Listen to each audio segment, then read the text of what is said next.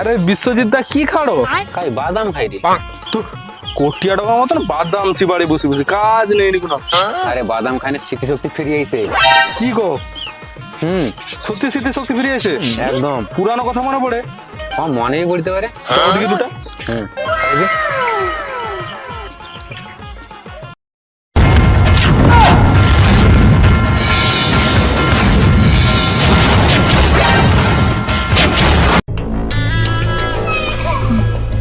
কি মুক্তিলাল, আমার 3 টাকাটা কবি ফেরত দেবো তুই?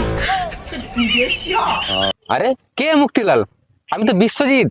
আরে বিশু চিনতে পারোনি? বাহ রে বাহ, আমার 3 টাকাটা ফেরত দিবনি বলি কি নিজের নামটাও চেঞ্জ করলিচু। বাহ ইচ্ছাদারি নাক, বাহ তোকে দেখলে গিরগিটিও লজ্জা পাবে। আরে বাদাম খাই তো নেশাই হালানি।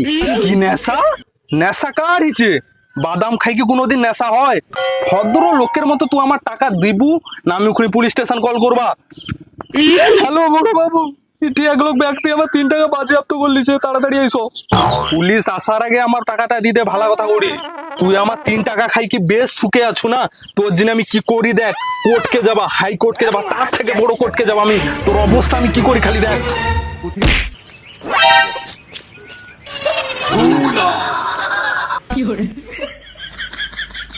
বাদাম খাও তুমি বাচ্চা টাকার মতন? শেকর খাও, বিমল খাও, গুটকা খাও, খৈনি খাও, বাদাম চিবাড়ে বসে বসে কাজ নেই। ও আমার দেখছেন সাংঘাতিক ব্যাপার তো। বাদাম আর বাটাম দুটা খাইলে কিছু না কিছু হয়। ভাগ্যিস আগোটে মারিনি।